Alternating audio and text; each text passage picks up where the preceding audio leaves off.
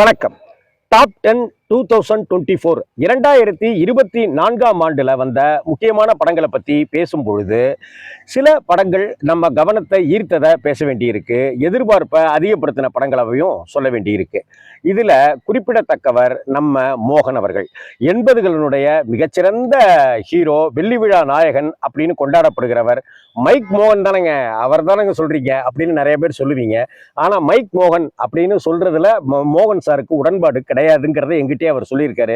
அதனால நடிகர் திரு மோகன் அவர்கள் நீண்ட இடைவெளிக்கு பிறகு, கிட்டத்தட்ட 12-13 வருடங்களுக்கு பிறகு, அவர் ஹரா அப்படிங்கிற திரைப்படத்தின் மூலமா ஒரு ரீஎன்ட்ரி கொடுத்தாரு. அந்த ரீஎன்ட்ரி மோகன் கொடுத்த அந்த படம் எப்படி இருந்துச்சு? அதே போல நீண்ட இடைவெளிக்கு பிறகு தன்னுடைய 45வது படமாக மக்கள் நாயகன் அப்படின்னு கொண்டாடப்படுகிற ராமராஜன் அவர்கள் சாமானியன் அப்படிங்கிற ஒரு படத்தை கொடுத்தார். மோகன் சார் பல வருடங்களுக்கு அப்புறம் நடித்த படம் தான் ஹரா. விஜய் ஸ்ரீஜி டைரக்ட் பண்ணியிருப்பாரு. அதே போல சாமானியன், இசைஞானி இளையராஜாவுடைய இசையில வந்த சாமானியன் ராமராஜன் நடித்து வந்த படம். அவரும் 80களில் சக்கை போர்டு போட்ட மோகன் அளவுக்கு மிகப்பெரிய ஹிட்டுகளெல்லாம் கொடுத்த ஒரு மினிமம் பட்ஜெட்டுக்குரிய மேக்சிமம் கேரண்டி நடிகர் தான் ராமராஜன். அதே போல 80களினுடைய இதுல இருந்து ஆரம்பித்து பார்த்தீங்கன்னாக்க பல பல கதாபாத்திரங்கள்ல நடித்து ஒரு ஆக்ஷன் ஹீரோவாகவும், ஒரு அழகனாகவும், ஒரு லவ் பாயாகவும், சாக்லேட் பாயாகவும் பல கதாபாத்திரங்கள்ல நடித்து நம்ம மனசை கவர்ந்தவர் தான் டாப் ஸ்டார் பிரசாந்த் அவர்கள். இந்த டாப் ஸ்டார் பிரசாந்த் அவர்கள் நீண்ட இடைவெளிக்கு பிறகு நமக்கு தந்த படம் அந்தகன். அது இந்த 2024 தான் வந்துச்சு.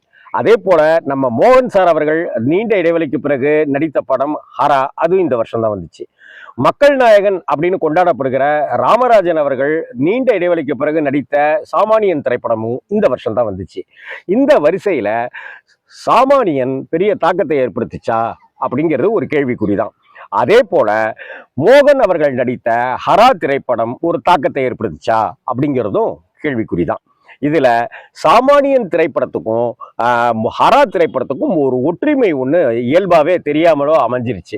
தந்தை மகள் அப்படிங்கிற ஒரு விஷயம்தான் அந்த ரெண்டு படத்துக்கும் ஒரு பேஸாவே இருந்ததுங்கிறது ஒரு ஆச்சரியமான விஷயம்தான்.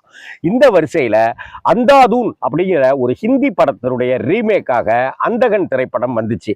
கார்த்திக், முத்துராமன் மகன் நடிகர் கார்த்திக், நவரசநாயகன் கார்த்திக்லேருந்து சிம்ரன்லேருந்து ஏகப்பட்ட பேர் நடித்திருந்த இந்த படத்துல பிரசாந்த் பார்வையற்றவராக, அதாவது பார்வை தெரிந்தும் பார்வை தெரியாதவர் போல ஒரு பியானோயிஸ்டாக, ஒரு இசைக்கலைஞராக இந்த படத்துல நடித்திருந்ததும், ஒரு கொலையை பார்த்து விடுவதும் அப்படின்னு அந்தகன் ஒரு தாக்கத்தை ஏற்படுத்துச்சு.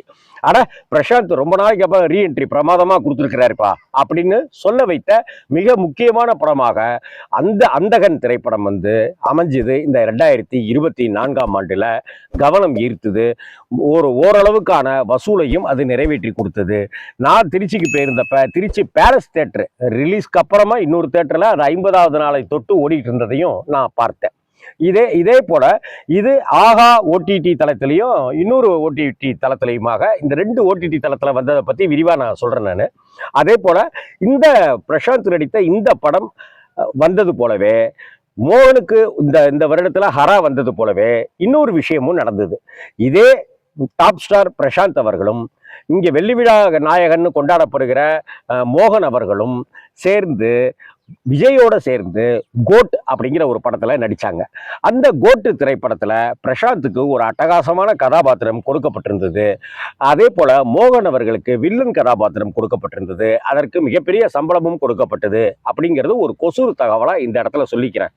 இந்த வருடத்துல 80களுடைய கதாநாயகர்களாக இருந்தவர்கள்ல ரீஎன்ட்ரி இங்க கொடுத்தவர்கள் 3 பேர் அப்படின்னா அந்த 3 பேர் நடிகர் Prashanth, top star Prashanth, mike மோகன் அப்படின்னு சொல்லப்படுகிற வெள்ளி விழா நாயகன் மோகன் சார், அடுத்தாப்புல நம்ம மக்கள் நாயகன் ராமராஜன்.